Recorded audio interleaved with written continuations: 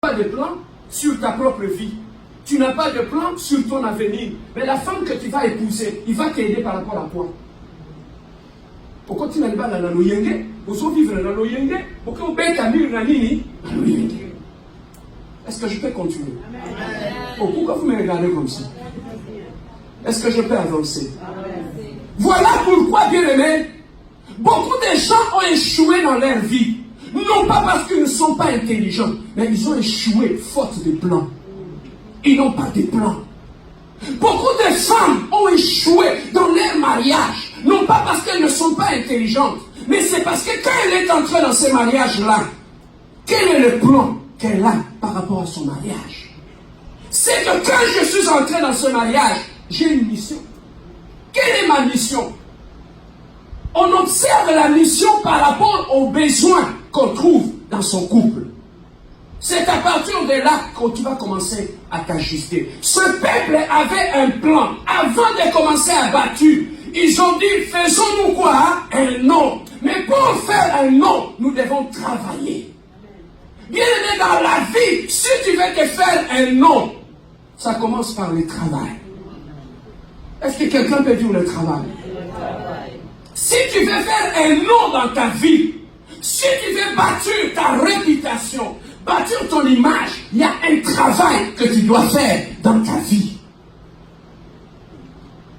On ne devient pas grand ou grande par hasard. Devenir grand dans la vie, ce n'est pas un fait de hasard. Tu dors, tu te réveilles, je suis devenu grand. Pour devenir grand, c'est un fruit de travail. Qui dit travail, dit sacrifice. Il y a des sacrifices que tu dois faire pour bâtir ta vie, pour bâtir ton église, pour bâtir ton avenir. C'est comme nous sommes aussi à l'église ici. Si nous voulons bâtir une église solide, ce n'est pas en chantant seulement, mais si nous voulons bâtir une église qui est solide, c'est dans le travail. Si nous voulons bâtir une chorale qui est solide, qui est stable, ça passe par le travail dans la répétition. Amen. Amen. Les chantres, vous m'écoutez. Si vous voulez devenir des chantres qui amènent des gens dans l'adoration, ça prend la discipline.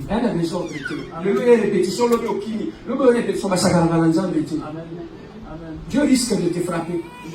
Quand tu prends un engagement pour chanter pour Dieu, sois fidèle même aux répétitions. Tu as pris cet engagement non pas devant les hommes, non pas devant le pasteur Serge, mais tu l'as pris devant Dieu. Amen.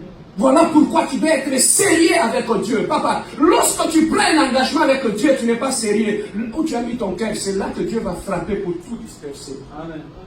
Parce que tu as mis ton cœur ailleurs que là où Dieu t'attend. Voilà pourquoi moi, ça me fait beaucoup peur de négliger l'œuvre de Dieu.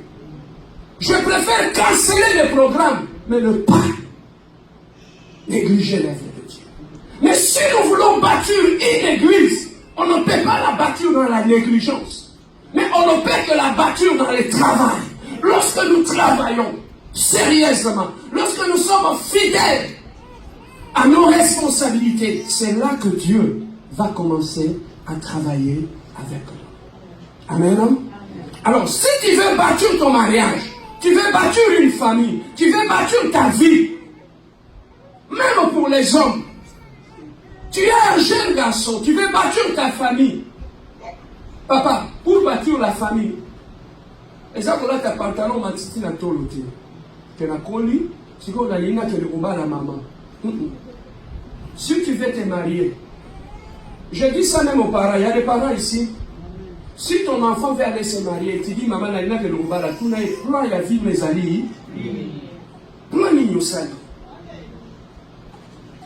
Amen. Hein? Quel est le plan que tu as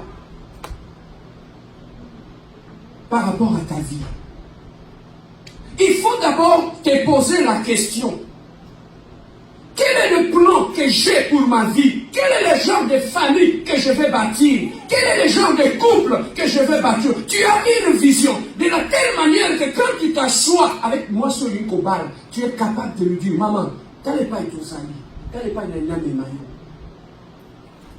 mutu alingi yo okotimi bala ngai oyebi même mpe pa azomema ye moko fi de désordre ayebi pa azokende te bookende suka wapi. Regardez les gens qui font faire des accidents dans la rue. Ce sont les gens qui ne savent pas où est-ce qu'ils s'en vont. Est-ce que je ne sais pas si vous comprenez ceux qui conduisent? Amen. Si c'est la personne qui est devant toi, il freine, il avance. Il freine, il avance. Quand tu es distrait, tu fais quoi? Parce qu'il ne sait pas où est-ce qu'il s'en va. Mais si la personne qui est devant toi, il sait où est-ce qu'il s'en va, est-ce qu'il va freiner brusquement? Non. Voilà ce qui arrive dans la vie de l'homme. Lorsque, bien aimé, tu ne sais pas où est-ce que tu vas, tu deviendras un problème pour toi-même et tu deviendras un problème pour les autres. Parce que tu ne sais pas où est-ce que tu vas. Lorsque tu deviens un responsable, un serviteur de Dieu, tu ne sais pas où est-ce que tu vas commencer à tâtonner. Tu ne sais pas où est-ce que tu vas. Voilà pourquoi ces gens ici, ils voulaient bâtir, ils voulaient se faire un nom. Bien aimé, tu veux te faire un nom dans la vie. Commence par faire un travail dans ta propre vie. Le travail commence par où? Le travail commence par ton propre caractère. Parce que si tu veux être grand, ça prend un caractère de grand. Si tu veux être une grande femme, respectable, considérée, ça commence par le caractère. Tu as le caractère d'une femme qui se respecte. Je sais que c'est difficile. Des fois c'est difficile, pourquoi? Parce que les hommes de nos jours, la plupart, pas la plupart, mais il y a une certaine catégorie des hommes, quand il est en face d'une femme qui pose des vraies questions, bah qui manque?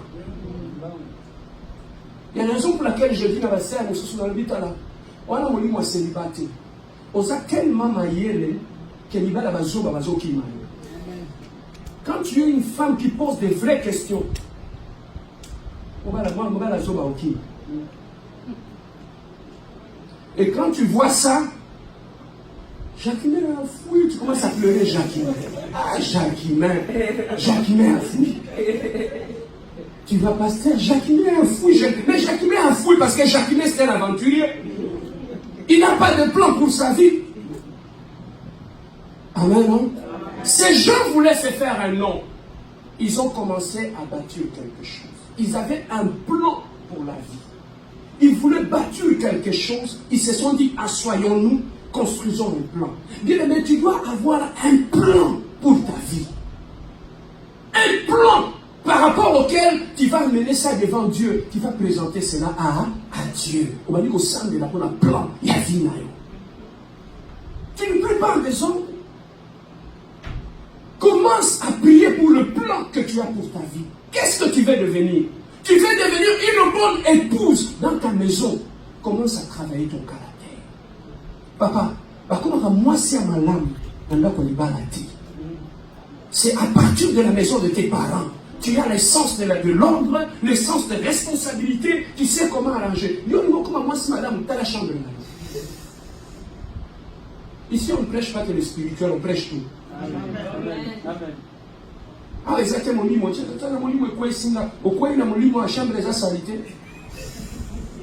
c'est ça que je pose la question. Le Saint-Esprit te parle, merci maman. Mais yo moko fi les des autres on de l'autre. Chambre spécialité bilango sukulakati. Basayo ni wako sukulati. Siko nzambe wana lobela koma kamba batuka. Ayambula papa. Amen. Hein? Donc, lorsqu'on veut bâtir sa vie, il faut avoir un plan. Lorsque même tu pries, il faut avoir un plan. Même les disciples, ils partaient à gauche, à droite, ils prêchaient. À un moment donné, la vie est tellement. Nous t'avons suivi. Nous avons abandonné nos femmes et nos enfants. Qu'est-ce qu'on va voir? L'obéissance. Et c'est alors que Dieu leur a donné le plan. Il a dit, vous aurez le sentible dans ce siècle et dans le siècle à venir. Donc même votre avenir sur la terre sera garanti. Ils n'ont pas suivi en désordre. Ils savaient où est-ce qu'ils allaient. C'est ça qui les était motivés pour aller faire ce qu'ils devaient faire. Bien aimé, la première des choses, il faut avoir un plan pour ta vie.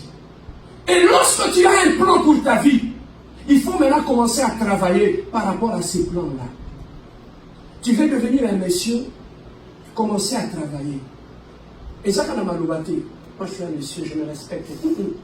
Commence à travailler ton caractère, travaille ton langage, travaille ton habillement, travaille ta présence, travaille comment tes fréquentations.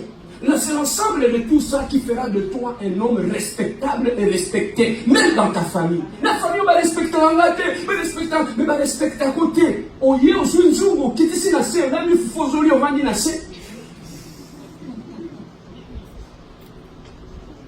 Comment les gens vont te respecter? Le respect, ça commence par soi-même et ça se répand. Voilà pourquoi tu dois commencer à faire un travail dans ta vie. Et le premier travail, c'est avoir un plan. Le deuxième travail, commence à travailler le plan. Commence à travailler par rapport à ces plans que tu as fait. Tu veux devenir quel genre de femme dans ta vie? Femme devant le miroir, regarde-toi.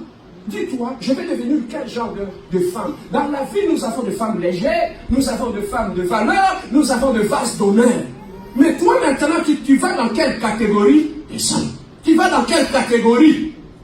Tu dois choisir ta catégorie. Et ta catégorie, dans chaque catégorie, Yaya. Les femmes que vous voyez là, elles ne sont pas tous dans la même catégorie. Ce qui fait la différence de leur catégorie, c'est leur discipline qu'ils ont par rapport à leur vie. Amen, hein? Tu veux que les hommes te respectent.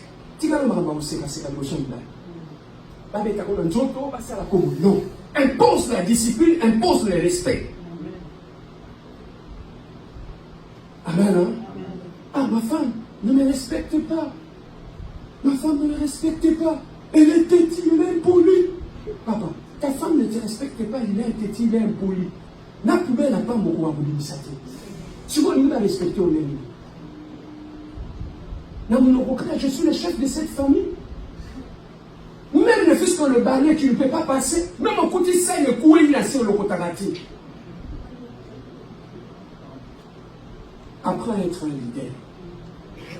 Apprends à être un leader. Apprends à être un leader. Vraiment, dans ma terre, il dit que vous avez là. Si vous voisin là, on l'a imposé, il est beau. Amen. Non? Alors, lorsque bien aimé, tu vas te discipliner par rapport au plan que tu as fait. La deuxième des choses, après avoir commencé à travailler, tu te disciplines. Pourquoi? Parce que tu vas atteindre l'objectif. Si un athlète qui va aller aux Jeux Olympiques, il veut devenir champion, qu'est-ce qu'il fait? Il va se discipliner. Il contrôle son temps de sommeil, il contrôle ses exercices. Donc il se donne une discipline qui va l'amener à atteindre l'objectif qu'il a dans son plan. Et ça, quand on s'en mais il faut aussi commencer à faire un travail qui va t'amener dans ce plan-là. David, il était un leader. Il est devenu roi. Ce n'est pas un fait de hasard. Avant de devenir roi, Zambazwa était avant chez Bango. Dieu l'a pris chez eux. Il était en train de paître le troupeau de son père. Même quand Élie est allé oindre ses frères à la maison, on a trouvé David était en train de travailler. Il était un leader. Il savait comment prendre soin des troupeaux, comment protéger les troupeaux. Dans cet esprit, on a validé. C'est ça qui a fait. Papa Zambazwa nous tous les portes de poitrine. Amen. Dieu ne t'utilise pas parce que tu es rien, tu n'as aucun projet. Voilà pourquoi Dieu ne peut pas t'utiliser. Dieu agit par rapport à un plan. Tu veux que j'avance encore?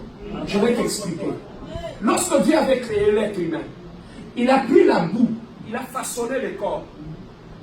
Pour que l'homme puisse commencer à vivre, Dieu a fait quoi? Il a pris son souffle, il a soufflé dans l'homme, n'est-ce pas? Ce n'est pas ce qui est écrit dans la Bible. Dieu n'a pas soufflé au hasard. Il a soufflé quelque part là où il y avait une structure. Tout a été fait. C'est là qu'il avait investi.